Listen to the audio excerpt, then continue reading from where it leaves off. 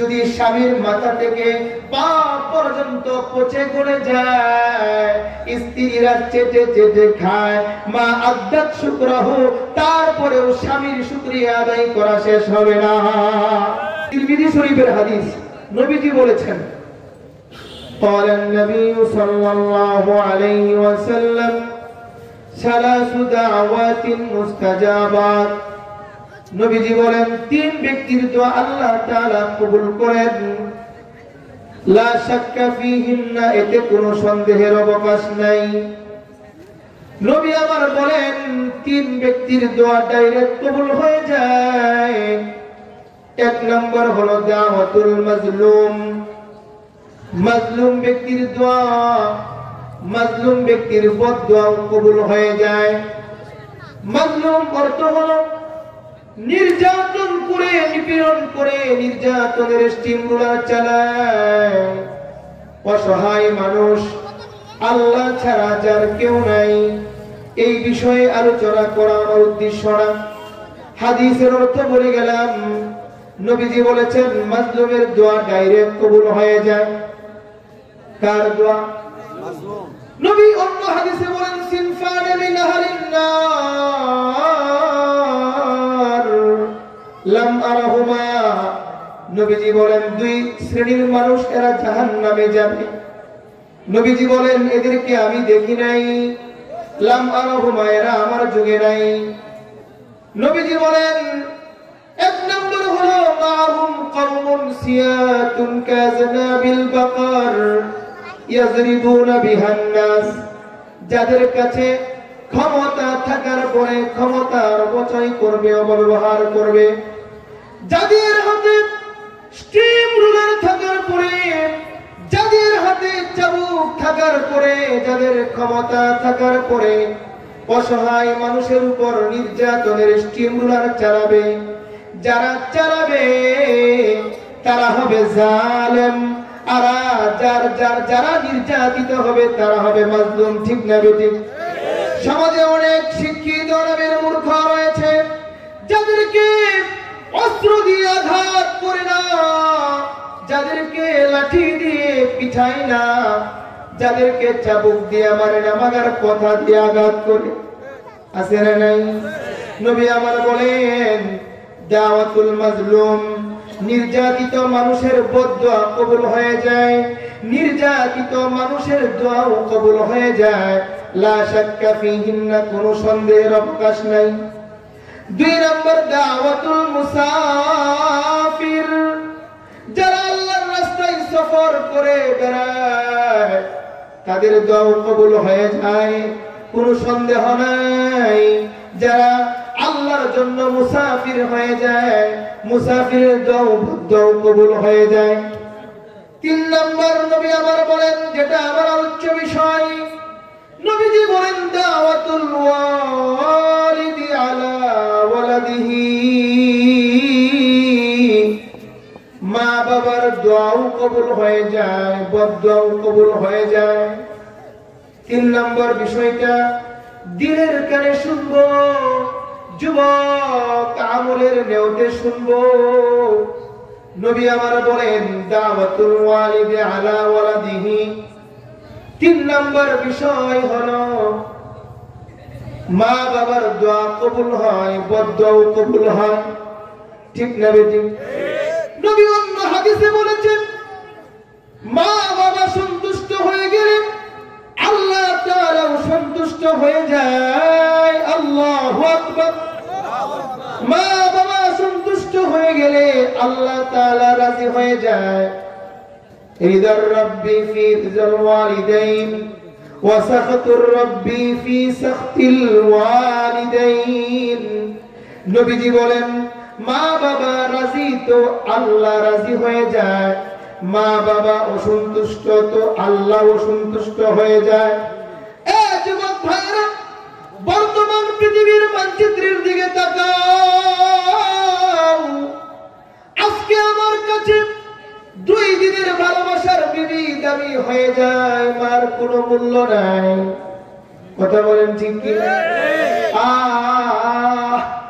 মা এমন একটা নাম একটা ব্যক্তি যার ডাক কারো ডাকের সাথে মিলে না, যার আদর কারো আদরের সাথে মিলে না। মা এমন এক সত্তার নাম যার ভালোবাসা কারো ভালোবাসার সাথে মিলে না, ঠিক না বেঠিক? যুবক ভাই, কথাগুলো খেয়াল করে শুনতে হবে। বর্তমান সময়ে অশান্তির অন্যতম একটি কারণ, সন্তান তার মাকে সম্মান করে না, তার বাবাকে সম্মান করে না। আরে কথা বলেন ঠিক কি? অথচ এই মা আমাকে তোমাকে দুনিয়ার জমিনে দুনিয়ার সৌন্দর্য, দুনিয়ার নাজ নিয়ামত দেখানোর জন্য নিজের মা নিজের জীবনকে বিসর্জন দিয়েছেন, ঠিক না বেঠিক? মুসলমানি বান্দার ভাইরা, গভীরভাবে মনোযোগ দিয়ে শুনুন। এই মা যখন তোমাকে আমাকে গর্ভে নিয়েছেন, এই মা কোনদিন গর্ভে নিয়ে কোনদিন ঘুমাতে পারে নাই, ঠিক না বেঠিক? যখন মার পেটে আমরা বড় হতেছিলাম, মা ডান দিকে ঘুমায়, মা ডান দিকে থাকতে পারে না, স্থির থাকতে পারে না। মা বাম দিকে ঘুরে যায়, বাম দিকে স্থির থাকতে পারে না, ঠিক না বেঠিক? গভীর রাতে মার সাকরাত আরম্ভ হয়ে যায়। মা তখন কিছুক্ষণ চলাফেরা করে, হাঁটাহাঁটি করে। আরে কথা বলেন ঠিক কিনা? মা যদিও তার নাম ছোট মা, কিন্তু এই শব্দের কোনো তুলনা হয় না, ঠিক না বেঠিক? আরে আমার উস্তাদ বলেন, মা আদর করে শাশুড়ি আদর দেখায়। কথা বুঝবেন? মা আদর করে শাশুড়ি আদর দেখায়, ঠিক না বেঠিক? মেয়ে আছে তো শাশুড়ি আছে, মেয়ে নাই তো শাশুড়ি নাই, জামাই নাই। আরে কথা বলেন ঠিক কিনা? মুসলমানি বান্দার ভাইরা আমার, সংক্ষিপ্ত আকারে আমি কিছু কথা বলতে চাই। মা এত দামি নিয়ামত, এটা বোঝানোর জন্য বলতে চাই। এই পৃথিবীতে যত সম্মানিত বস্তু রয়েছে, যত সম্মানিত জিনিস আছে, সবগুলা জিনিসের নাম কিন্তু ম অক্ষর দিয়ে লিখতে হয়। কি অক্ষর? সবাই বলেন ম অক্ষর। এই যে আমরা মাহফিলে বসলাম, এটা কি অক্ষর? মাহফিল ম অক্ষর দিয়ে লিখতে হয়। মসজিদ ম অক্ষর দিয়ে লিখতে হয়। মাদ্রাসা ম অক্ষর দিয়ে লিখতে হয়। মুসল্লি ম অক্ষর দিয়ে লিখতে হয়। মুসলমান ম অক্ষর দিয়ে লিখতে হয়। আরে মুমিন ম অক্ষর দিয়ে লিখতে হয়। মুফতি ম অক্ষর দিয়ে লিখতে হয়। মুহাদ্দিস ম অক্ষর দিয়ে লিখতে হয়। আরে মাওলানা ম অক্ষর দিয়ে লিখতে হয়। মুফাসসির ম অক্ষর দিয়ে লিখতে হয়। মুনশি ম অক্ষর দিয়ে লিখতে হয়। মিনারা ম অক্ষর দিয়ে লিখতে হয়। মেহরাব ম অক্ষর দিয়ে লিখতে হয়। মক্কা ম অক্ষর দিয়ে লিখতে হয়। মদিনা ম অক্ষর দিয়ে লিখতে হয়। মায়ে জমজম ম অক্ষর দিয়ে লিখতে হয়। ময়দানে আরাফা ম অক্ষর দিয়ে লিখতে হয়। ময়দানে মুজদালিফা ম অক্ষর দিয়ে লিখতে হয়। ময়দানে মিনা ম অক্ষর দিয়ে লিখতে হয়। আরে ময়দানে মিনা ম অক্ষর দিয়ে লিখতে হয়। আপনার আমার নবী, ইতিম নবী, মাছের নবী, গাছের নবী, সবার নবী মুহাম্মদুর রাসূলুল্লাহ সাল্লাল্লাহু আলাইহি ওয়াসাল্লামের নামটাও ম অক্ষর দিয়ে লিখতে হয়। মা ম অক্ষর দিয়ে লিখতে হয়। মহিলা ম অক্ষর দিয়ে লিখতে হয়। মেয়ে ম অক্ষর দিয়ে লিখতে হয়। এই নামগুলা সম্মানী না অসম্মানী? আরে জোরে বলেন। সুতরাং মা সম্মানী, এতে কোনো সন্দেহের অবকাশ নাই, ঠিক না বেঠিক? আমার কাছে প্রমাণ আছে। ছেলে ফ্ল্যাটে থাকে, ছেলে ফ্ল্যাটে ঘুমায়, মা ঝুপড়িতে ঘুমায়। এমন প্রমাণ আমার কাছে আছে, আপনাদের কাছে আছে কিনা? এই কথা বলেন ঠিক কিনা? আরে মার কদর যার কাছে নাই, আজকে যিনি বৌমা কালকে তিনি মা, আজকে যিনি মেয়ে কালকে তিনি মা। কথা বলেন ঠিক কিনা? जैसी करना वैसी वैसी भरना, जैसी करना वैसी भरना, ना माने तो करके देख। जन्नत भी है दोज़ख भी है, ना माने तो मर के देख। যেমন করবা তেমন পাইবা, না মানো তো করে দেখ। জান্নাত আছে দুজখ আছে, না মানে তো মরে দেখ। ঠিক না বেটি?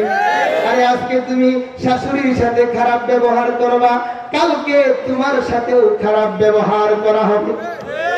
আরে কথা বলেন ঠিক কিনা? আজকে তুমি শ্বশুরের সাথে খারাপ ব্যবহার করবা, কালকে শ্বশুর তোমার সাথেও কিন্তু খারাপ ব্যবহার করা হবে। কামা তাদিনু তুদানু, যেমন করবা তেমন পাইবা। কথা বলেন ঠিক কিনা?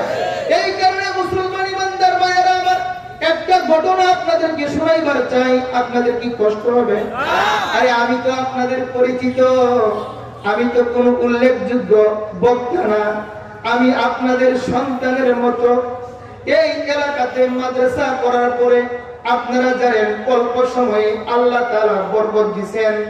এটা আমার কোনো কৃতিত্ব না, এটা আমার কিছুই না। মাদ্রাসা হয়েছে, মাদ্রাসা মারকাজুল ঈমান, এটা আমার মাদ্রাসা, এটা আমি বলি না, এটা মাদ্রাসা মারকাজুল ঈমান। ঠিক না বেটি? আমি থাকবো না, মাদ্রাসা মারকাজুল ঈমান থাকবে ইনশাআল্লাহ। এখানে মাদ্রাসা মারকাজুল ঈমান এটা আমার ব্যক্তিগত কোনো প্রতিষ্ঠান নয়। আমার কোন পরিবারের সদস্যরা কিয়ামত পর্যন্ত মাদ্রাসা মারকাজুল ঈমান দাবি করতে পারবে না ইনশাআল্লাহ। ওইভাবেই লেখা আছে, আমার সন্তান মাদ্রাসা মারকাজুল ঈমানকে দাবি করতে পারবে না। সর্বপ্রথম মাদ্রাসা করে মানুষের কাছে আগেই যাই নাই, আগে রূপরেখা তৈরি করে তারপরে মানুষের কাছে গিয়েছি।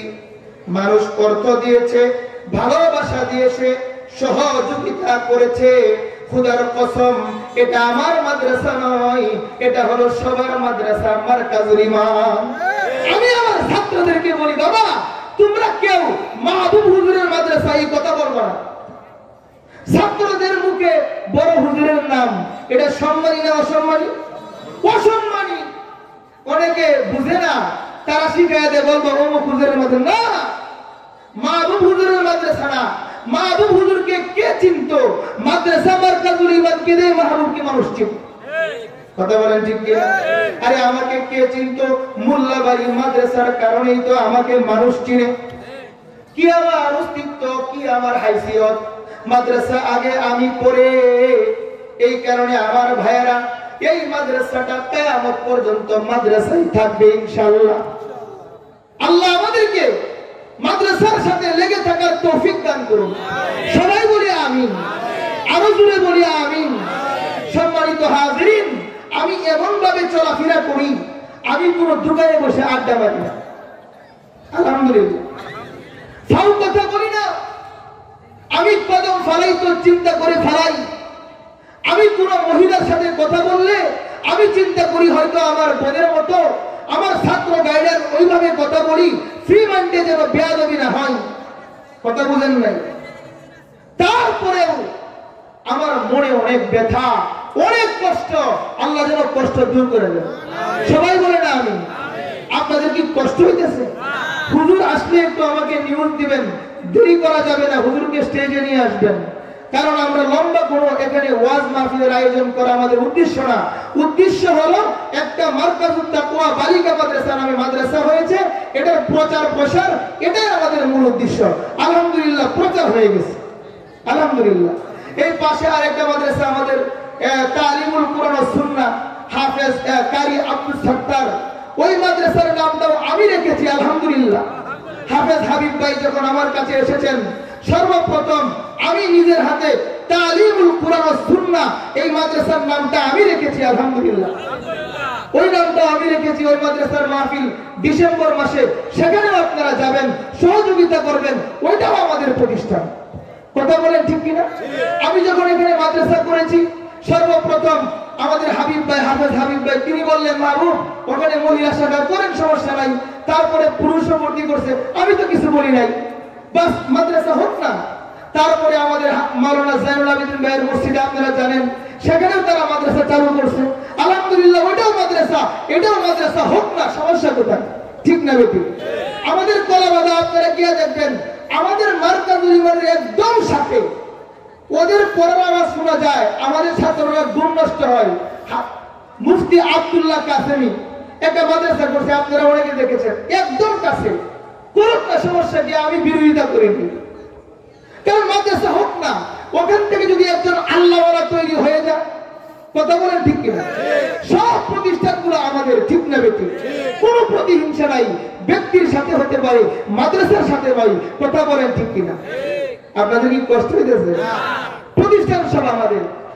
এক জামাই বউয়ের কথা মাইনা শ্বশুর বাড়ি চলে গেছে। কার বাড়ি? শ্বশুর বাড়ি চলে গেছে। এই যে আমাদের জামাল ভাই আসছে, জামাল অর্থ সুন্দর, নামও সুন্দর, কামও সুন্দর, স্টার মাদ্রাসা, সুন্দর একটা মাদ্রাসাও করছে, মাশাআল্লাহ, ওইটাও আমাদের মাদ্রাসা, ঠিক না বেটি? এই সবগুলো আমাদের মাদ্রাসা। ইউসুফ ভাই মাশাআল্লাহ কত মেহনত করে জঙ্গলে মঙ্গল করেছে, ওইটাও আমাদের মাদ্রাসা, ঠিক না বেটি? এর দোকান ব্যবসায়ী যত বেশি হবে দোকান, কাস্টমারও মাশাআল্লাহ বাবা মালটা খুঁজবো, ঠিক না? কথা বলেন ঠিক কিনা? যত ব্যবসা প্রতিষ্ঠান বেশি হবে তত কাস্টমার দেখবো ভালো মাল কোন জায়গায় পাওয়া যায়, কথা বলেন ঠিক কিনা? তো হোক না মাদ্রাসা, হোক না, যেখানে মাল ভালো হবে সেখানে খুঁজে খুঁজে পোলাপান যাবে, কথা বলেন ঠিক কিনা? আল্লাহ আমাদেরকে বুঝার তৌফিক দান করেন। শ্বশুর বাড়িতে চলে গেছে জামাই, কার কথা? বউয়ের কথা। কার কথা বলেন? আপনাদের কি কষ্ট হয়েছে? একটু কথা বললেই তো হয়। যুবক ভাইরা বসে যাও, আলোচনা সুন্দর হবে, আরো ভালো হবে, পরিবেশ সুন্দর হবে, মানুষ থাকলেই তো আলোচনা সুন্দর হয়, ঠিক না? কথা বলেন ঠিক না? হ্যাঁ, আল্লাহ রহমত নাজিল করে। কেন? কার মনে কি আছে তো বলা যায় না, আল্লাহ তাআলা ওই অনুযায়ী কথা বের করে দেয়, ঠিক না বেটি? আলহামদুলিল্লাহ। বউ স্বামীরে বলেছে, এই চলো না আমরা যাইগা। কই যাইবা? তো আমার বাড়ি। তো চলো তাহলে। যেহেতু শাশুড়ি নির্যাতন করে, মাঝে মাঝে কাজে লাগে, ঝগড়া লাগে, এই বউয়ের কথায় স্বামী কই চলে গেছে? শ্বশুর বাড়ি। বিয়ে করছে কি স্বামী না বউ? আরে স্বামী তো ওই মহিলার বিয়ে করছে না, পুরুষ বিয়ে করছে। আর এখন যুগটা উল্টে গেছে, এখন মহিলা স্বামীরে চালা, কথা বলেন ঠিক কিনা? মহিলার সাথে পরামর্শ করবেন, কিন্তু মহিলাকে আমির বানানো যাবে না, এটা মাসআলা। পরামর্শ করবেন। অনেক মহিলারা আছে বিচক্ষণ, স্বামীর থেকে বেশি মেধা রাখে, পরামর্শ করবেন, স্ত্রীর কথাটা গ্রহণ করবেন, কথা বলেন ঠিক কিনা? আবার অনেকে আছে স্বামী মনে করে হামচুরি মান ডাঙ্গরি নিস, তোর কথা কি মানবো, তখনই ফিতনা হয়, ঠিক না বেটি? হ্যাঁ, পরামর্শ করে চলতে হবে। আল্লাহ কোরআনে বলছে, হুন্না লিবাসুল লাকুম ওয়া আনতুম লিবাসুল লাহুন। মহিলা পুরুষের পোশাক, পুরুষ মহিলার পোশাক, কথা বলেন ঠিক কিনা? মহিলা হাসলে পুরুষও হাসবে, পুরুষ কাঁদলে মহিলাও কাঁদবে, পুরুষ কাঁদলে স্ত্রীও কাঁদবে, স্ত্রী কাঁদলে মহিলাও কাঁদবে, কথা বলেন ঠিক কিনা? খাদিজা রাদিয়াল্লাহু তাআলা আনহা নবীজিকে বিয়ার প্রস্তাব দিলেন। নবীজির আলোচনা আসলে শেষ হবার নয়, নবীজির বয়স 25 বছর, আম্মা জান খাদিজার বয়স 40-এর উপরে, ঠিক না বেটি? বিয়ার প্রস্তাব দিলেন। নবীজি তার চাচা আবু তালেবকে বললেন যে, চাচা আমাকে তো বিয়ার প্রস্তাব দিছে, আপনি কি বলেন? আবু তালেব বললেন, ভাতিজা, ওই খাদিজা তো অনেক সম্ভ্রান্ত মহিলা, অনেক ধনাঢ্য মহিলা, অনেক সম্ভ্রান্ত পবিত্র মহিলা, তাকে তুমি বিবাহ করতে পারো, আমি রাজি, তুমিও রাজি হয়ে যাও। সুবহানাল্লাহ। খাদিজা রাদিয়াল্লাহু তাআলা আনহা বিয়ার পরে সর্বপ্রথম যে কাজটা করেছেন, তার সব সম্পত্তি নবীজির নামে লিখে দিয়েছেন। সুবহানাল্লাহ। আসতে হয়ে গেছে, আরো জোরে বলেন। আম্মা জান খাদিজা সব জমিন, সব সম্পত্তি তার স্বামীর নামে লিখে দিলেন। নবী আলাইহিস সালাম তিনি নিজের নামে লিখে নিলেন, মাগার নিজে ভোগ করলেন না, সব জমিন আল্লাহর রাস্তায় তিনি দান করে দিলেন। বিবির কোথায় ছেলে চলে গিয়েছে, স্বামী চলে গিয়েছে শ্বশুরালয়ে। 1 বছর, 2 বছর, 3 বছর, দীর্ঘ 7 বছর পরে স্বামীর কুষ্ঠরোগ হয়ে গেছে, বড় ক্যান্সার হয়ে গেছে। এখন তো কিছুদিন স্ত্রী খেদমত করেছে, স্বামীর খেদমত করেছে, স্বামীর সেবা করেছে। যখন দেখে স্বামী সুস্থ হবার নয়, অথচ নবী আমার বলেন, قال النبي صلى الله عليه وسلم قال النبي صلى الله عليه وسلم لو كان من فوقه إلى قدمه, যদি স্বামীর মাথা থেকে পা পর্যন্ত পচে গলে যায়, স্ত্রীরা চেটে চেটে খায়, মা আদ্দাত শুকরাহু, তারপরেও স্বামীর শুকরিয়া আদায় করা শেষ হবে না। আমার ভাইরা, স্বামীর খেদমত করে স্ত্রী তার রূপ দেখে তার থেকে দূরে চলে গেল। যখন তার স্ত্রী চলে গেল, শ্বশুর আছে নাই?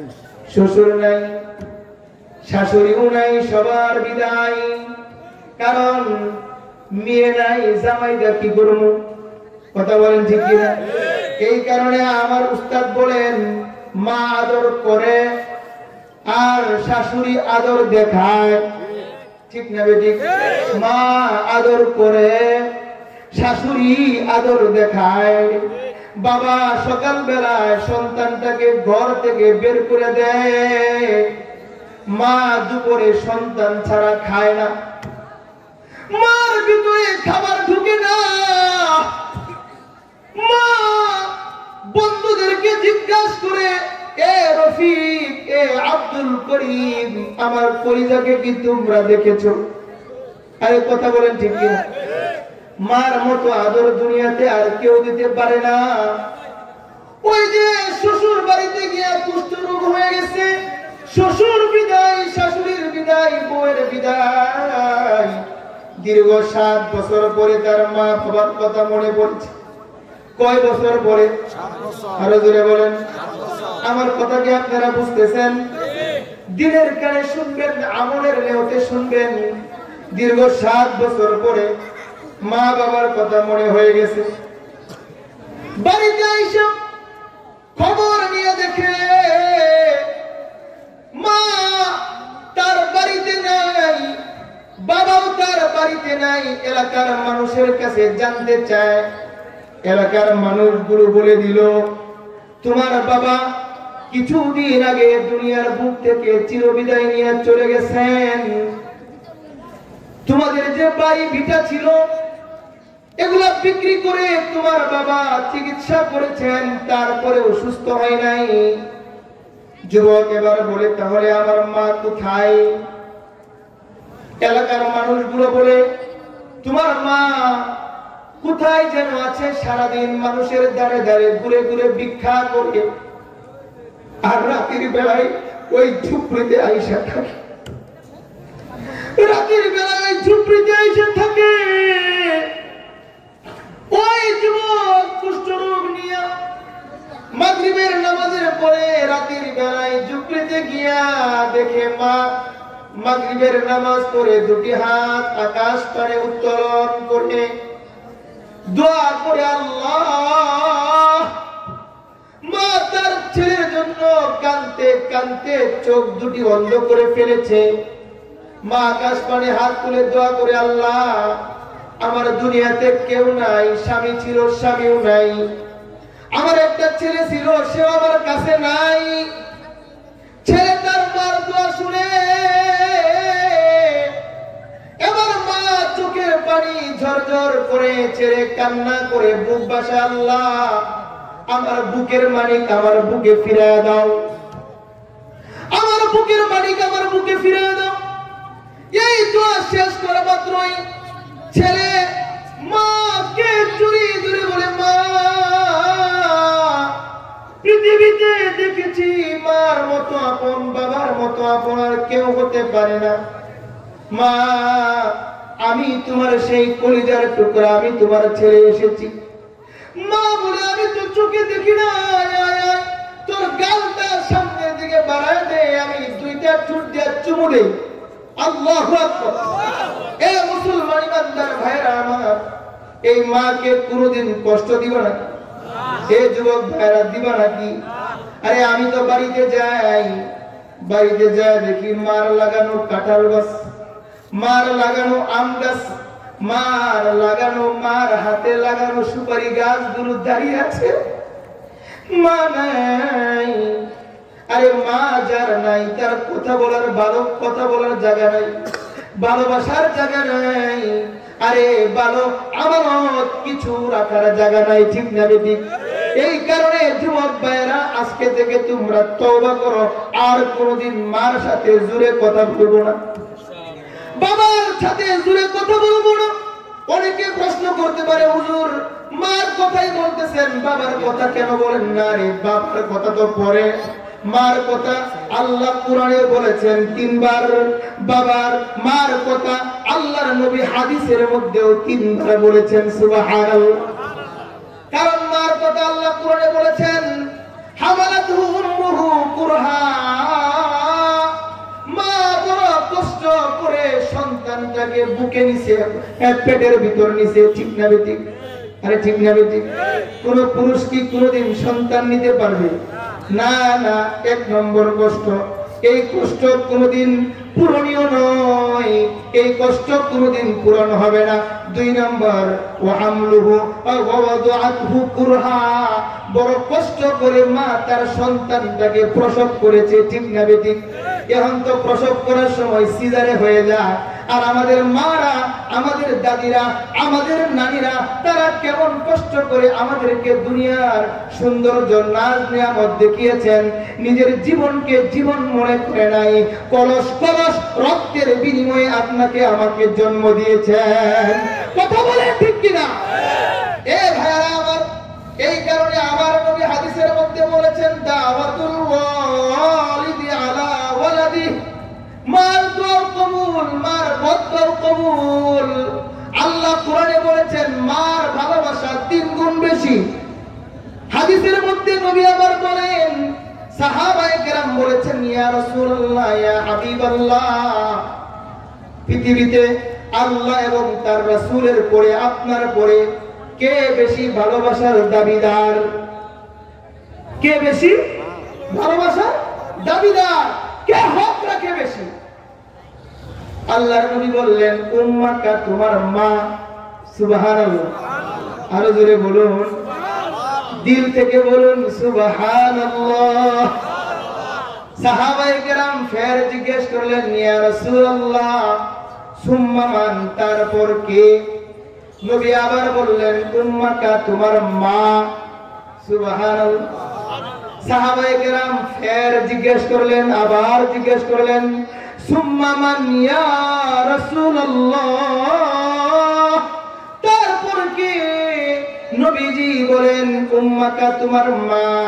চতুর্থবার সাহাবায়ে কেরাম বললেন তারপর কে? নবীজি চতুর্থবার বললেন আবাকা, তোমার বাবা। কুরআনেও বলেছেন 3 বার, হাদিসেও বলেছেন 3 বার। এজন্য আমরা মাকে বাবার থেকে 3 গুণ খেদমত করার চেষ্টা করব ইনশাআল্লাহ। ঠিক আছে না ইনশাআল্লাহ?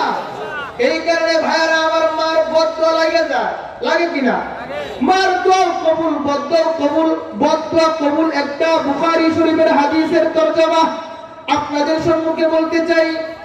হুজুরকে নিয়ে আসলে, হুজুর আসছেন, হুজুরকে আসতে হবে। হ্যাঁ, বেশি লেট করা যাবে না। হ্যাঁ, অনেক আমাদের ভাইদের অফিস আছে আগামীকাল। এই কথা বলে আমি শেষ করে দিব। বুখারী শরীফের হাদিসে আসছে, বনী ইসরাইলে একজন বড় বুজুর্গ ছিল। বুজুর্গের নাম ছিল জুরাইজ। নামটা কি ছিল? জুরাইজ রাহমাতুল্লাহ আলাইহি। অনেক বড় বুজুর্গ ছিলেন। আমি এই ঘটনাটা একটা বইয়ে পড়েছি। ওই বইটার নাম হলো মা মা মা। ওই বইটার নাম কি? ওই বইয়ের নামই এটা, মা মা মা। ওই বইয়ে আমি পড়েছি এই কথাটা, আমি নিজে পড়েছি গত কয়েকদিন আগে। জুরাইজ রাহমাতুল্লাহ আলাইহি, এটা বুখারী শরীফের হাদিস তরজমা অনুবাদটা ওই বইয়ে আমি দেখেছি। জুরাইজ অনেক বড় বুজুর্গ ছিলেন, অনেক বড় আল্লাহওয়ালা ছিলেন জুরাইজ। মা তাকে আয়েশা ডাক দিছে, জুরাইজ জুরাইজ জুরাইজ। এই কথা ডাক দেওয়ার পরে মা চলে গেছে। জুরাইজ তো নামাজে ছিল। কোথায় ছিল? নামাজে। তার মার ডাকে সাড়া দেয় নাই। পরের দিন আবার এসে বলে, জুরাইজ, জুরাইজ, আই জুরাইজ। মা চলে গেছে। ওই দিনও জুরাইজ নামাজে। তৃতীয় দিন এসে বলে, জুরাইজ, জুরাইজ, আই জুরাইজ। মা খুব রাগান্বিত হয়ে ছেলেকে বদদুয়া দিয়ে গিয়েছে, বলে আল্লাহ তোকে বেশ্যা মহিলার মুখ না দেখাইয়া মৃত্যু দিবেন। নাউযুবিল্লাহ। মা রেগে গেছে। রেগে গিয়ে বলে আল্লাহ তোকে বেশ্যা মহিলার মুখ না দেখাইয়া মৃত্যু দিবে না। ওইসিনি কাম। মার দোয়া কবুল, বদদুয়া তো কি কবুল। জুরাইজ অনেক বড় আল্লাহওয়ালা, অনেক বড় বুজুর্গ। জুরাইজের মধ্যে কোনো দোষ নাই, ত্রুটি নাই। এখন সমাজের সব মানুষ হঠাৎ করে জুরাইজের বিরুদ্ধে চলে গেল। জুরাইজের বিরুদ্ধে চলে গেল, তাকে অপমান করবে, অপদস্থ করবে। অনেক দফায় দফায় চেষ্টা করা হচ্ছে, তারপরেও জুরাইজকে অসম্মানী করতে পারছে না। কারণ মান কানা লিল্লাহ কানা আল্লাহু লাহু। যার আল্লাহ হয়ে যায় তার সব হয়ে যায়। মাল্লাহুল মাওলা ফালাহুল কুল। যার আল্লাহ হয়ে যায় তার সব হয়ে যায়। ঠিক না বেটি? জুরাইজ রাহমাতুল্লাহি আলাইহি এমন একজন বড় বুজুর্গ ছিলেন, হঠাৎ করে এলাকার সব মানুষ তার বিরুদ্ধে চলে গেল, তাকে অপমান করতে চলে গেল। জুরাইজ রাহমাতুল্লাহ আলাইহি সে তার আমল করে যায়, সে তার নামাজ পড়ে যায়, সে তার ইবাদত করে যায়। এ মুসলমান ইমানদার ভাইরা আমার, এখান থেকে আমাদের শিক্ষা নিতে হবে, নিজের গায়ে কোনো কাদা লাগাবো না। ঠিক না বেঠিক? নিজের গায়ে কোনো কাদা লাগাবো না। কেউ যদি কাদা লাগায়, কাদা শুকিয়ে পড়ে যাবে। ঠিক না বেঠিক? কেউ কোনো গুনার কাজে জড়াবো না। নিজে আমল করার চেষ্টা করবো জুরাইজের মতো। জুরাইজ আমল করে, ইবাদত করে, তাহাজ্জুদ করে। জুরাইজ যখন এলাকার মধ্যে আলোচনা হইতেছিল জুরাইজকে অসম্মানী করতে হবে, হঠাৎ করে একজন বেশ্যা মহিলা, যে বেশ্যাগিরি করে বেড়ায়, গুনার কাজ করে বেড়ায়, সে এলাকার লিডারদের কাছে এসে বলল, আমি অল্প সময়ে জুরাইজকে অসম্মানী করতে পারবো। নাউযুবিল্লাহ। আমি অল্পতেই জুরাইজকে অসম্মানী করে ফেলবো, লাঞ্ছিত বঞ্চিত করে ফেলবো। জুরাইজকে অসম্মানী করার জন্য বেশ্যা মহিলাকে লেলিয়ে দেওয়া হলো। বেশ্যা মহিলা সব মানুষের কাছে বলতে লাগলো, এই যে আমার পেটে সন্তান দেখছেন আপনারা, এই সন্তানটা হলো এই জুরাইজ নামের বুজুর্গের সন্তান। আপনারা দেখছেন বুজুর্গ, আসলে সে কোনো বুজুর্গ না, সে আমার সাথে খারাপ আচরণ করেছে। নাউযুবিল্লাহ। বেশ্যা মহিলা মিথ্যা কথা বলেছে। এবার এলাকার সব মানুষগুলো, এটা এমন একটা তুহমত, এটা এমন একটা অপমান, কারণ নামের সাথে লেগে গেলে কিছু মানুষ বিশ্বাস করে নেয়। ঠিক না বেঠিক? নবীজি বলেছেন, শোনার পরে যাচাই না করে বিশ্বাস করা, এটা মিথ্যাবাদী হওয়ার জন্য যথেষ্ট। ঠিক না বেঠিক? শোনার পরে বিশ্বাস করে, যাচাই বাছাই নাই। কথা বলেন ঠিক কিনা? আরে সিলে কান নিছে, ওই সিলের পিছনে দৌড়া। ঠিক না বেঠিক? খবর লয় না, এমন রোগের রোগী আছে না নাই? আমার ভাইরা, ওই বেশ্যা মহিলা যখন মানুষদের কাছে বলতেছিল, জুরাইজ আমাকে অপমান করেছে, আমার সাথে জিনা করেছে, যার কারণে আমার পেটে বাচ্চা এসেছে, আমি জুরাইজের বিচার চাই, আমি তাকে অপমান করতে চাই, আমি তার সঠিক বিচার চাই। এলাকার মানুষগুলো জড়ো হয়ে গেল, জুরাইজকে ডাকা হলো। জুরাইজ বলল, এই মহিলা যেদিন এই বাচ্চা প্রসব করবে, সেদিন ওই বাচ্চা সহ আমার কাছে তোমরা নিয়ে আসবে, সবাই আমার বিচার করবে। সেদিন বাচ্চা প্রসব হবে, যেদিন বাচ্চা প্রসব হবে, যেদিন আমার বিচার হবে সেদিন। কারণ জুরাইজ সে পবিত্র, জুরাইজ সে মুনাজ্জাহ, সে মুত্তাহার, জুরাইজ সে নিখুঁত নিরেট পিওর একজন আল্লাহওয়ালা, তার মনে কোনো ভয় নাই, সংশয় নাই, ঠিক না ঠিক? জুরাইজ বলে বাচ্চা যেদিন প্রসব করবে সেদিন তোমরা আমার বিচার করবে।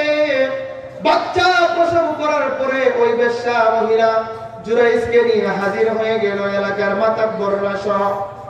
এখন জনসম্মুখে জুরাইজের বিচার হয়ে যাবে।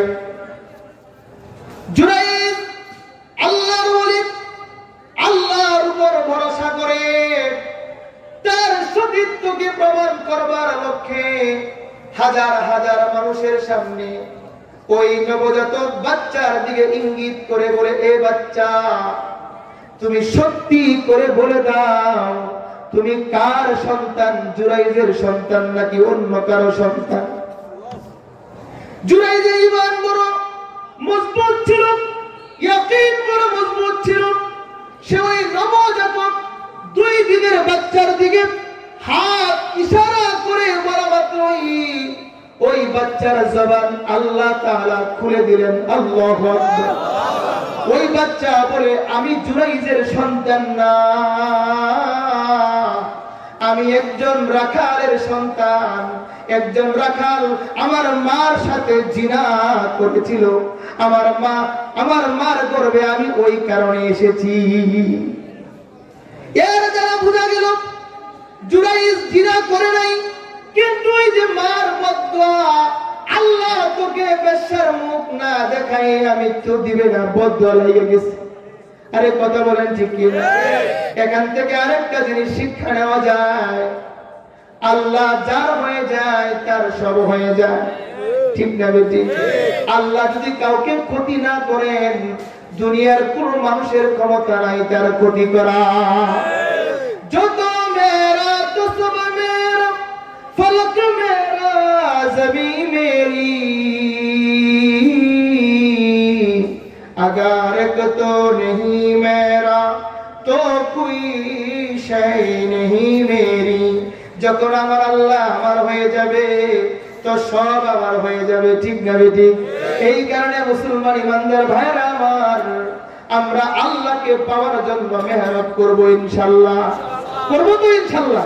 আমার কথা বলার মূল বিষয় ছিল এটা, আদর্শ একজন মা, আদর্শ একজন মা, মা যদি ভালো হয় তার সন্তান ভালো হবে, ঠিক না বেটি? কারণ মা সন্তানের প্রাথমিক বিদ্যালয়, মা সন্তানের প্রাথমিক টিচার, মা সন্তানের প্রাথমিক মাদ্রাসা, মা সন্তানের প্রাথমিক লেখক, মা সন্তানের প্রাথমিক টিচার মাস্টার। কথা বলেন ঠিক কি? এই কারণে আদর্শ মা তৈরি করতে হলে মহিলা মাদ্রাসার বিকল্প নাই। আদর্শ মা তৈরি করতে হলে মহিলা মাদ্রাসার বিকল্প নাই। কথা বলেন ঠিক কিনা? আমার কথা যে আপনারা বুঝতেছেন, মহিলা মাদ্রাসার মেয়ে এরা বড় সম্মানিত। এরা যখন বুরকা পরে রাস্তা দিয়ে যায় তখন কিন্তু মানুষ বলেই সাইডটাও সম্মানিত ব্যক্তিরা আসতেছে, ঠিক না? আমাদের সমাজে একটা প্রথা আছে, বলে ইফতিজিং বন্ধ করো, ইফতিজিং বন্ধ করো, আছে না নাই? কথা বলেন ঠিক কিনা? পত্রিকার পাতা খুললে ইফতিজিং বন্ধ করো, আছে না নাই? এই অনলাইনে ইফতিজিং বন্ধ করো, সব জায়গায় ইফতিজিং বন্ধ করো। আসলে ইফতিজিং কাকে বলে এবং তার বিপরীত শব্দ এডম টিজিং কাকে বলে, এই ব্যাখ্যাটা আমরা জানতে পারলেই আমরা বুঝতে পারবো, সিদ্ধান্ত নিতে পারবো ইফতিজিং বন্ধ করব নাকি অন্য কিছু বন্ধ করব। আপনাদের কি কষ্ট হইতেছে? আল্লাহ পাক রব্বুল আলামিন কুরআনুল কারীমের 18 নম্বর পারা 2 নম্বর সূরা সূরাতুন নূরের 33 নম্বর আয়াতে আল্লাহ বলেছেন মুমিনা মহিলা। কাদেরকে বলেছেন? মুমিনা মহিলা। কাদেরকে? একটু কথা বলেন, কাদেরকে?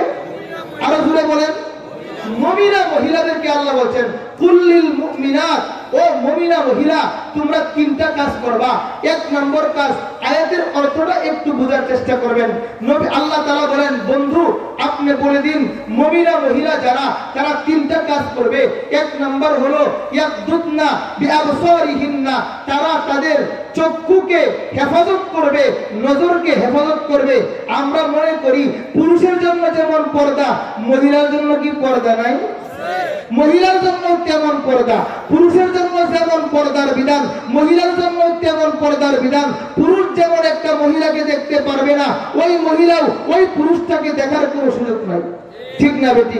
নবীজি একবার আম্মা জান আয়েশা সিদ্দিকা তাইয়্যিবা তাহেরা নবীজির সাথে বসা, ওই নবীজির হুজরা মুবারকে ঠিক ওই মুহূর্তে নবীজির একজন সাহাবী আব্দুল্লাহ ইবনে মাকতুম রাদিয়াল্লাহু তাআলা আনহু, অন্ধ সাহাবী। কি সাহাবী? অন্ধ সাহাবী। তিনি এসে দরজায় আঘাত করলেন, আসসালামু আলাইকা ইয়া রাসূলুল্লাহ, আমি আব্দুল্লাহ ইবনে উম্মে মাকতুম আপনার কাছে আসতে চাই, আমি কি আসতে পারবো? অন্ধ সাহাবী। কি সাহাবী? অন্ধ সাহাবী। নবীজি বলেন, এই তোমরা যাও যাও, আব্দুল্লাহ ইবনে উম্মে মাকতুম আসছে। তখন আম্মা জান আয়েশা বললেন, ইয়া রাসূলুল্লাহ, আব্দুল্লাহ ইবনে উম্মে মাকতুম কি অন্ধ নয়? আম্মা জান আয়েশা জিজ্ঞেস করলেন, আব্দুল্লাহ ইবনে উম্মে মাকতুম কি অন্ধ না? তখন নবী আমার বলেন, তোমরাও কি অন্ধ নাকি? তোমরাও কি অন্ধ নাকি? পুরুষের জন্য যেমন পর্দা, মহিলার জন্য তেমন পর্দা। কথা বলেন ঠিক কিনা? আল্লাহ তাআলা মুমিনা মহিলাকে কয়টা আমল দিবেন? এক নম্বর চক্ষুকে হেফাজত, দুই নম্বর লজ্জাস্থানের হেফাজত, সতীত্বকে হেফাজত, তিন নম্বর যে বিষয়ে আমি একটু আলোচনা করতে চাই, আল্লাহ বলেন ওয়ালা ইউবদিনা যিনাতাহুন্না, যারা মুমিনা মহিলা তারা তাদের সৌন্দর্যকে অপর পুরুষের কাছে প্রকাশ করবে না। কথা বলেন ঠিক কিনা?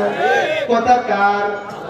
আল্লাহ তাআলা বলেন ওয়ালা ইউবদিনা যিনাতাহুন্না, মুমিনা মহিলারা তারা তাদের সৌন্দর্যকে অপর পুরুষের কাছে প্রকাশ করবে না। এটা স্বয়ং আল্লাহ বলেছেন। সুতরাং স্বামীর সামনে আমার সৌন্দর্যকে প্রকাশ করব, ঠিক না বেঠিক? আমি সুন্দরভাবে সেজে গুজে স্বামীর সামনে থাকবো, চলবো, মাগার আমার সৌন্দর্যকে অপর পুরুষের কাছে প্রকাশ করব না। কিন্তু এর বিপরীতটা আমরা করছি। কথা বলেন ঠিক কিনা? কার মেয়ে কত সুন্দর, কার মেয়ে কত ভালো দেখানোর জন্য রাস্তায় বের করে দেই। কথা বলেন ঠিক কিনা? আরে নিজের সুনাম আমরা মনে করি এর মধ্যে আমার সুনাম, অথচ আল্লাহ বলেছে লা ইউবদিনা যিনাতাহুন্না, তোমার সন্তান তোমার বিবিকে তুমি রাস্তাঘাটে তার সৌন্দর্যকে অপর পুরুষের কাছে প্রকাশ করো না। কথা কার? আল্লাহর। এই অর্থ কি আপনারা বুঝতে পারছেন? এবার আসেন, ইফতিজিং কাকে বলে? তার বিপরীত শব্দ এডম টিজিং কাকে বলে? এডম বলেন, কি বললাম? এডম। ইফতিজিং বনাম এডম টিজিং। ইফতিজিং বলা হয়, আলোচনাটা একটু খেয়াল করে শুনবেন হুজুর আস্তে আস্তে।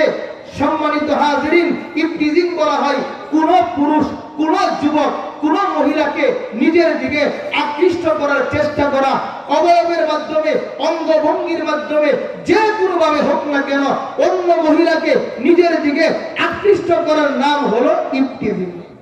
ঠিক না বেঠিক? আর তার বিপরীত শব্দ হলো এডম টিজিং।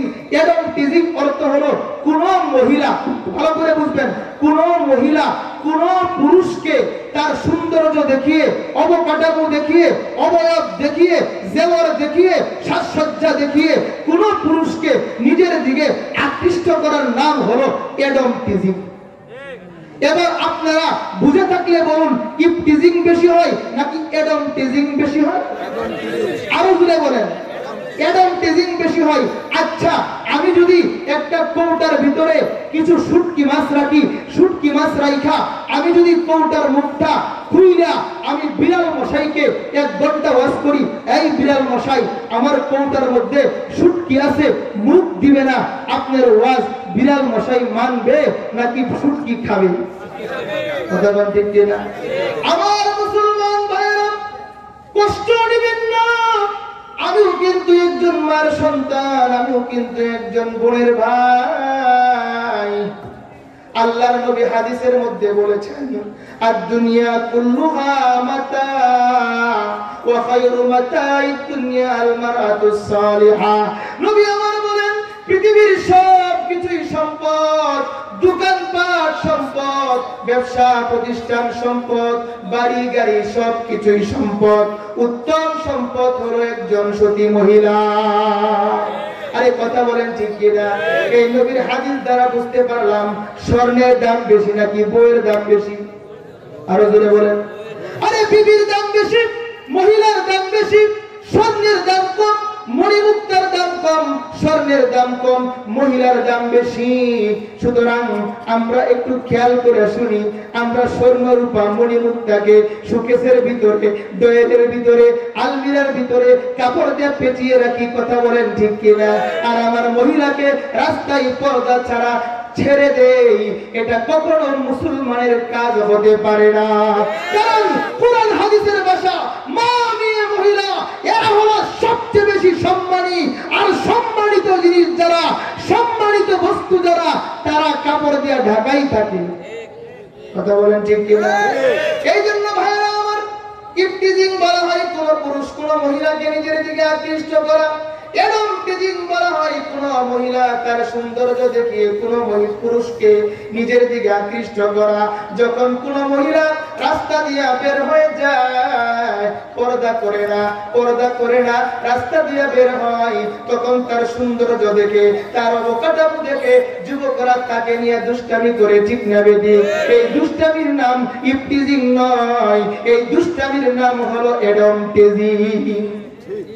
কথা বলেন ঠিক কিনা? এই কারণে নবী আমার অন্য হাদিসে বলেন, ক্বালান নবী সাল্লাল্লাহু আলাইহি ওয়াসাল্লাম, আল মারআতু ইযা সাল্লাত খামসাহা ওয়া সামাত শাহরাহা ওয়া আহসানাত ফারজাহা ওয়া আতাত বালাহা ফালতাদখুল মিন আই আবওয়াবিল জান্নাতি শার। নবী আমার বলেন, মহিলারা যখন চারটা কাজ করবে, কয়টা কাজ? আজকে আমার এলাকার মা বোন মনে হয় রাগ করতেছে। রাগ করবেন কে? আমি তো আপনাদেরই সন্তান।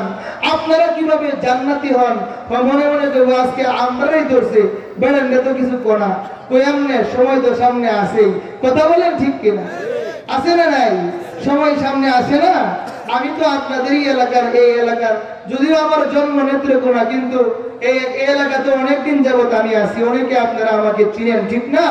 আরেকদিন ওই সম্পর্কে আলোচনা হবে ইনশাল্লাহ। এই জন্য প্লিজ ডোন্ট মাইন্ড, কেউ মাইন্ড করবেন না, কষ্ট নেবেন না। আমি আপনাদেরকে জান্নাতের পথে পরিচালিত করার জন্য কিছু কথা বলছি। কথা বলেন ঠিক কিনা?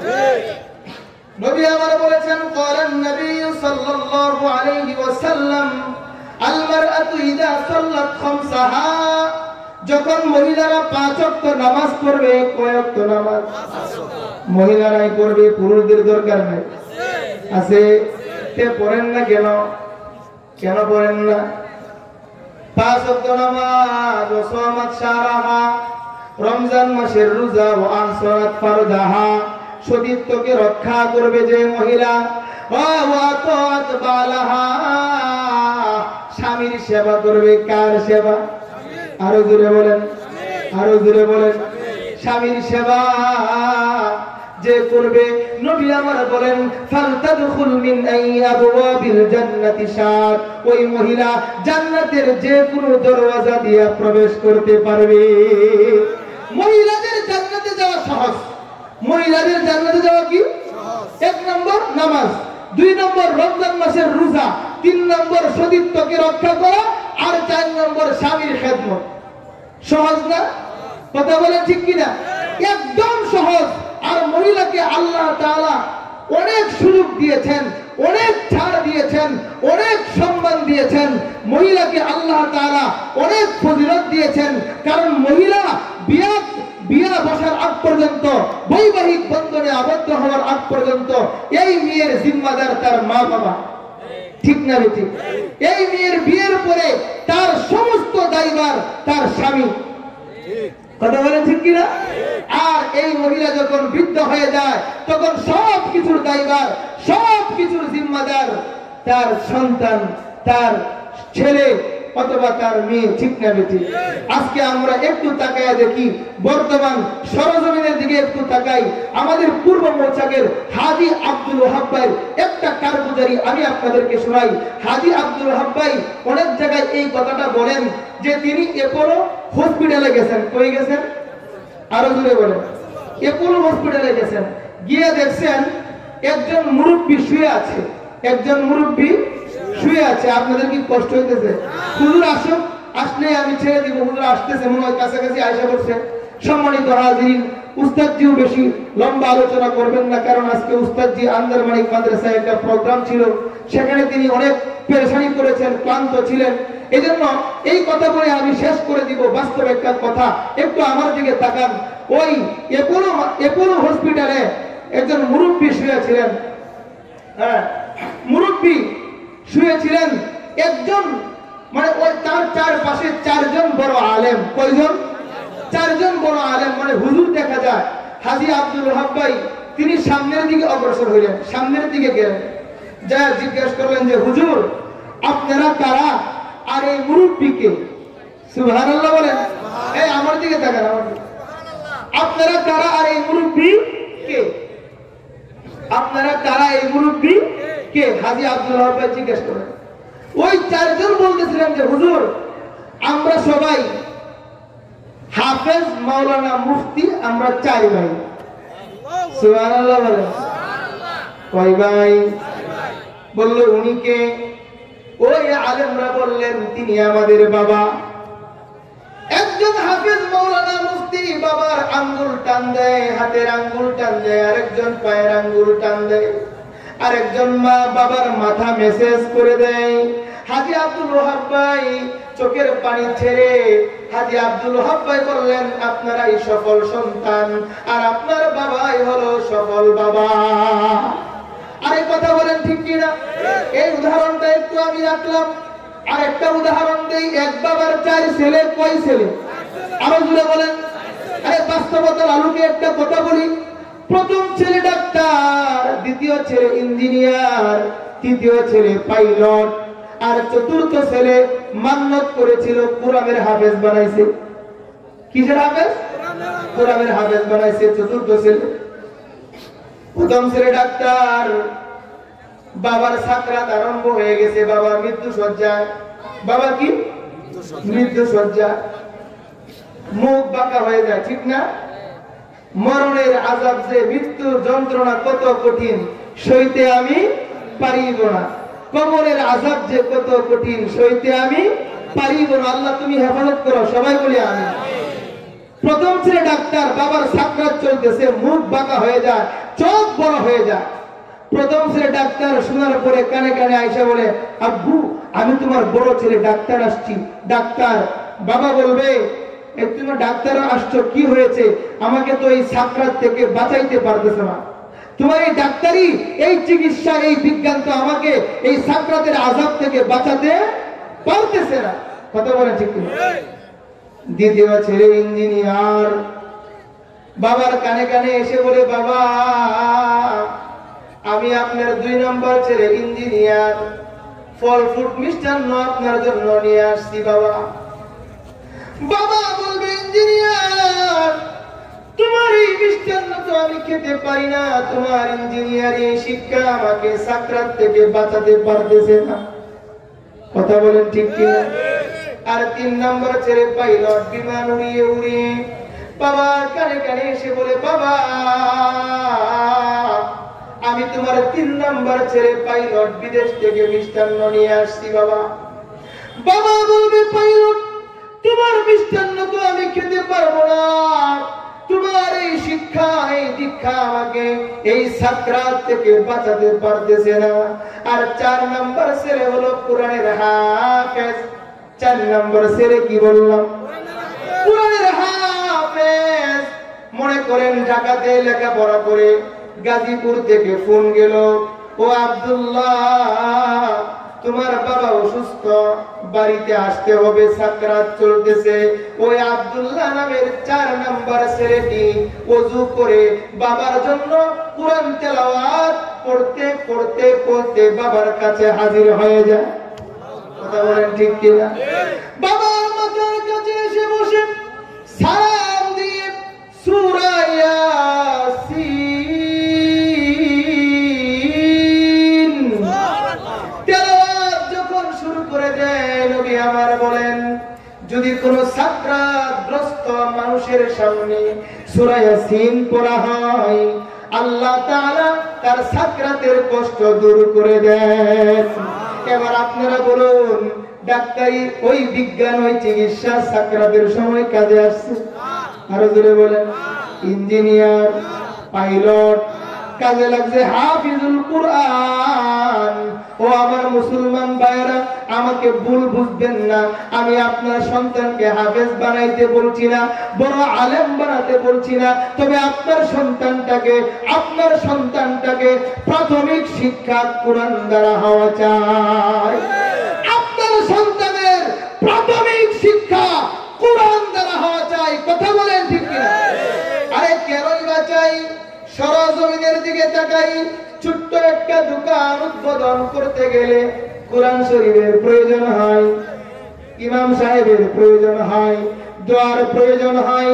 ছোট একটা বাড়ি উদ্বোধন করতে গেলে দোয়ার প্রয়োজন হয়, কোরআনের প্রয়োজন হয়। ছোট একটা গাড়ি উদ্বোধন করতে গেলে কোরআনের প্রয়োজন হয়, দোয়ার প্রয়োজন হয়। আর যে মানুষটার পিছনে সারা পৃথিবী ঘুরবে, যে মানুষটা সারা পৃথিবীকে আলোকসজ্জা করবে, আলোকিত করবে, ওর জীবনের শুরুতে কোরআন প্রয়োজন নাই? কি বলেন নাই? তার জন্য কোরআন ফরজ। এই জন্য আমার নবী বলেছেন, ক্বালান নবী সাল্লাল্লাহু আলাইহি ওয়াসাল্লাম, মান ক্বারাআল কুরআনা ওয়া আমিলা বিমা ফীহি উলবিসা ওয়ালিদাহু তাজান ইয়াউমাল কিয়ামাহ। নবী আমার বলেন, যে ব্যক্তিটা কোরআন শরীফ মুখস্থ করবে এবং আমল করবে, ওয়া আমিলা বিমা ফীহি আমল করবে, নবীজি বলেন উলবিসা ওয়ালিদাহু তাজান ইয়াউমাল কিয়ামাহ। নবীজি বলেন, হাসরের মাঠে ওই হাফেজের মা বাবাকে আল্লাহ নূরের মুকুট পরাবেন। আল্লাহু আকবার। ওই হাফেজের মা বাবাকে আল্লাহ তাআলা নূরের মুকুট পরাবেন। আল্লাহ তাআলা হাফেজের মা বাবাকে নূরের মুকুট পরাবেন। আর হাফেজকে বলবেন, ইতরা ওয়ারাতিল কামা তুরাতিলু ফিদ দুনিয়া। এ হাফেজ, তুমি এক আয়াত পড়ো, আলহামদুলিল্লাহি রাব্বিল আলামিন আর রহমানির রহিম। এক আয়াত পড়তে থাকো আর উপরের দিকে উঠতে থাকো। এই কারণে আমার মুসলমান ভাইরা, হাফেজ বানানো ফরজে আইন না ফরজে কিফায়া, আলেম বানানো ফরজে আইন না ফরজে কিফায়া, মুফতি বানানো ফরজে আইন নয় ফরজে কিফায়া। ঠিক না ঠিক? এই মুসলমান ইমানদার, প্রত্যেকটা মুসলমান সন্তানকে কোরআনের প্রাথমিক শিক্ষা দেওয়া ফরজে আইন। কথা বলেন। কোরআনের প্রাথমিক শিক্ষা কোরআন দেওয়া ফরজে আইন। কারণ যে সন্তানটা কোরআনওয়ালা হয়ে যাবে, যার ভিতরে কোরআন ঢুকবে, ওই সন্তান কোনোদিন নাস্তিক হবে না, ওই সন্তান কোনোদিন বেঈমান হবে না, ওই সন্তানের মা বাবা কোনোদিন বৃদ্ধাশ্রমে যাবে না। কথা বলেন ঠিক কিনা? আমরা পত্রিকার পাতায় দেখেছি, ছেলে থাকে মালয়েশিয়া, মেয়ে থাকে থাইল্যান্ড, বাবা থাকে ওই বৃদ্ধাশ্রমে। কথা বলেন ঠিক কিনা? প্রাইমারি স্কুলের মাস্টার, বড় ডাক্তার, ওদের মা বাবা বৃদ্ধাশ্রমে। মাগার কোন রিকশাওয়ালার মা বাবা বৃদ্ধাশ্রমে নাই, কোন হাফেজ আলেমের মা বাবা বৃদ্ধাশ্রমে নাই। কথা বলেন ঠিক কিনা? এই কারণে ন্যূনতম শিক্ষা কোরআনের শিক্ষা দিয়া আমার ছেলে মেয়ের যাত্রা শুরু করব তো ইনশাআল্লাহ, শুরু করব তো ইনশাআল্লাহ। সম্মানিত হাজিরিন, আপনাদের কষ্ট হচ্ছে, হুজুর কি আসছেন? হুজুর নিয়ে আসলো, নিয়ে আসলো। এখানে আর সময় নষ্ট করা যাবে না। আমার ওয়াজ আলহামদুলিল্লাহ অনেকে শুনে, সব সময় শুনেন। হুজুরের কাছ থেকে আমরা দোয়া নিয়ে সবাই যাবো তো ইনশাআল্লাহ। আমরা কেউ দোয়া ছাড়া যাব না। আমি একজন বুজুর্গের জবান থেকে শুনেছি, একজন হাফেজ, কয়জন হাফেজ? একজন হাফেজ এমন 10 জন জাহান্নামীকে জান্নাতে নিয়ে যাবে, যে 10 জনের ব্যাপারে জাহান্নাম ওয়াজিব ছিল। সুবহানাল্লাহ। জাহান্নাম ওয়াজিব ছিল এমন 10 জনকে একজন হাফেজ জান্নাতে নিয়ে যাবে, সুবহানাল্লাহ। তো সেই 10 জন কারা একটু শোনা দরকার আছে না? সেই 10 জনকে তিনি বলতেছিলেন, ওই 10 জনের মধ্যে 1 নম্বর হলো হাফেজের মা, সুবহানাল্লাহ। আরো জোরে বলেন। 1 নম্বর কে? হাফেজের মা। 2 নম্বর হাফেজের বাবা। 3 নম্বর হাফেজের দাদা দাদি। 4 জন হয়েছে। হাফেজের দাদা দাদি কয়জন হয়েছে? 4 জন। হাফেজের নানা নানি কয়জন হলো? 6 জন। হাফেজের শ্বশুর শাশুড়ি, সুবহানাল্লাহ। তো যারা সন্তান হাফেজ হয় নাই, জামাইরে হাফেজ বানাবেন। জামাইরে হাফেজ বানাবেন নাকি মেয়েরে হাফেজের কাছে বিয়ে দিবেন? মেয়েরে হাফেজের কাছে বিয়ে দিয়া শ্বশুর হয়ে যাবে, ঠিক আছে না ইনশাল্লাহ? 8 নম্বর শ্বশুর শাশুড়ি। 8, 7, 8 আর 9, 10 হলো ওই ব্যক্তি স্বামী স্ত্রী যাদের সহযোগিতায় ওই বাচ্চাটা হাফেজ হয়েছে। এর ব্যাখ্যা কি? এর ব্যাখ্যা হলো, একটা বাচ্চা মাদ্রাসায় যাওয়ার সময় তুমি বলছো, বাবা মাশাআল্লাহ তুমি তো অনেক ভদ্র, হাফেজই পড়তেছো, ভালো করে পড়ো, তোমার জন্য দোয়া করি, আপনি সহযোগী হয়ে গেলেন। অথবা একটা বাচ্চা পড়তে পারতেছে না, একটা বাচ্চা পড়ার টাকা নাই, তাকে খোঁজ করে আপনি তাকে অর্থ দিয়ে সহযোগিতা করলেন, ওইটাও আপনি সহযোগী হয়ে গেলেন। কথা বলেন ঠিক কিনা? এরকম অনেক মানুষ আমাদেরকে জিজ্ঞেস করে করে তারা দায়িত্ব নিয়ে নেয় যে হুজুর আপনার এখানে এতিম কয়জন? আপনারা জানেন আমাদের মাদ্রাসা মার্কাজুল ইমানে আলহামদুলিল্লাহ এতিম আছে, আমরা এতিমখানা লিখি না। আমার উস্তাদ আল্লামা আব্দুল মতিন বিন হুসাইন তিনি বলেছেন মাদ্রাসার নামের পাশে এতিমখানা লেখা যাবে না, কারণ যারা মাদ্রাসায় ভর্তি হয়, হোক না গরিব, হোক না এতিম, এরা নবীর মেহমান যখন হয়ে যায় এরা সম্মানিত হয়ে যায়। এজন্য আমি এতিমখানা লিখি না। আমার এখানে ছাত্র বেশি, প্রায় 400 এর কাছাকাছি এতিম ছাত্রও বেশি।